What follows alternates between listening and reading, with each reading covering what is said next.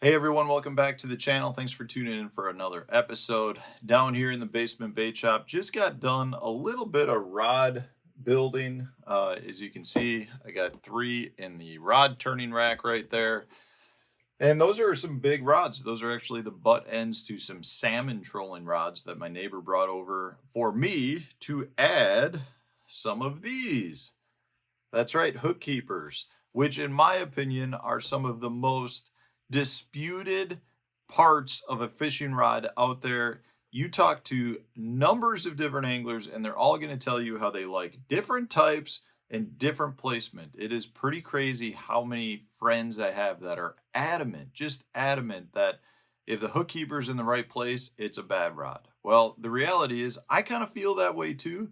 And it's one of the things that I really like about my own rod building is I get to decide where to put this guy because a lot of rods that I see in the stores have hook keepers that are in positions that I don't like. Now, having said all of this, I don't think there is a right or wrong placement for a hook keeper. I think a lot of times it actually comes down to the technique and the baits that you like to use. But I thought I would address the topic a little bit. First and foremost, a lot of times you see the hook keeper that is placed right on the rod above the reel seat. Now, I think for most of your bait casting rods, that's an okay location if it is a double-footed bait keeper, just like this one. And specifically, that means that you've got thread wrap on both sides, so it's a enclosed hook keeper. If you're using a single foot one, like I've got here, that single foot one, I don't like to have above the reel seat because it will catch your line specifically on a spinning reel, but also on a bait caster quite often throughout the day where it actually gets kind of frustrating. So I personally like to mount on my spinning rods a single-footed one on the back of my behind my reel seat. Now, one of the reasons for that, or why I choose a single-footed one, and a lot of people call this a drop shot hook keeper because you can slide your drop shot weight under it and therefore it keeps your line taut. That's one of the keys to it. But honestly, as a professional tournament angler, in practice, very rarely am I fishing with baits that have hooks. If I can throw a bait and not use a hook at all, that to me is an advantage because I'm shaking those fish off. Well, that means I have no hook to put through a double-footed hook keeper. So I like the single foots because I can slide the line right under and have my non-hooked bait still mounted on my rod, and it keeps it perfectly in place, just like I would take a hook and slide it through the double foot. Today's video is brought to you by the Deep Dive app. This has had an amazing new update. As you guys know, I love the water clarity feature. As you can see right here, we're looking at Grand Lake, which just had a whole pile of rain come into it. It went from being really clear to having a lot of dirty water coming in the bottom end of it. Just an amazing feature to be able to determine where the clear water is versus the muddy water. So Deep Dive has just also introduced Stream Flow. Now this is a really cool feature that shows all of the water input coming into certain reservoirs and the amount of water coming in. So they measure it in cubic feet per second.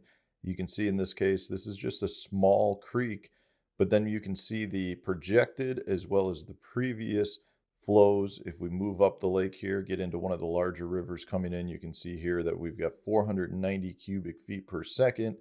And then it shows you that there's not much of a change expected. Now, if there's some rainfall coming, I'm sure those projections will change. If we scoot on over here to take a look at Kentucky Lake and Barkley Lake, much larger river systems, the Tennessee River, you can see what the projected outflow is going to be there, 28,000 cubic feet per second. Go check the Cumberland River here. We got 9.4 thousand cubic feet per second. Just an amazing feature that allows you to see all of the different water flows coming into the different parts of the lake. You can see which ones might be the most affected, which ones won't be affected, see what the projected outflow schedules are. A major feature to help you catch more fish. And that's on top of some of the other new features like the wind effects. Now, the wind effects is really cool because we've had wind effects as part of the app in the past, but all it did is show where the wind was hitting the shoreline the most, as you can see from the dots, the orange and bright red dots, which indicate where the wind is really striking. But now the wind feature also indicates what the wave action is like on the lake itself. So some of the features you're going to get from this is determining where to get from place to place safely by avoiding the heavy, rough water conditions. You'll be able to determine where you may have some of the strongest current flow and some of the places where you can fish to stay protected. Now, along with that, you still have some of my favorite features like the patterns that you've got on the lake that indicate the best baits and lures to fish with. You've also got the water inflow app, which shows you where a bunch of the rain input comes in. That can be an amazing pattern to fish throughout the year. Just a great feature to have. So many positive features anytime you're fishing or using the Deep Dive app. Just points you in the right direction to catch more fish. Whether you're a tournament angler or a local fun fisherman that's just out to catch a few fish, the Deep Dive app will help you catch more fish next time you're out on the water. Now, with all of my crankbait rods, though, I always generally have a double-footed one because it's easier just to take one of the treble hooks and put it through it. Now, if we're talking spinning rods again, I do highly recommend mounting the bait keeper either behind the reel seat or on the opposite side of where your reel is mounted. So if the reel is mounted on this side, I would mount it on the opposite side. I think that helps prevent your bait from or your line from getting caught on it. With your bait casting rods, I generally like to put it on the back side of the reel seat as well, because I think that helps. If not the back side, I actually like to put it off to one of the left or right sides, depending on where the reel handle is going to be. I like to have it on the same side as the reel handle, so the bait almost tucks up underneath the reel.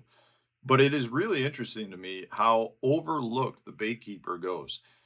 Your top end anglers are very, very passionate about where the hook keeper goes. Your average angler, I think, doesn't even recognize that there are a lot of variations to your hook keepers that you can buy.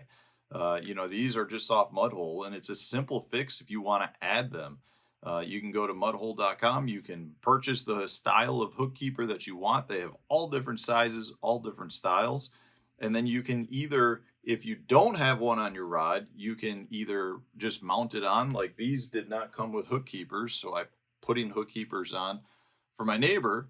Or if it does come with a hook keeper that you don't like, or it's in a position that you don't like, you can easily remove that hook keeper, either pull it out if it's a single foot, or cut off the threading on a double foot, and then move it to the location that you want, very simply just by rethreading it and then going ahead and putting some fresh epoxy on.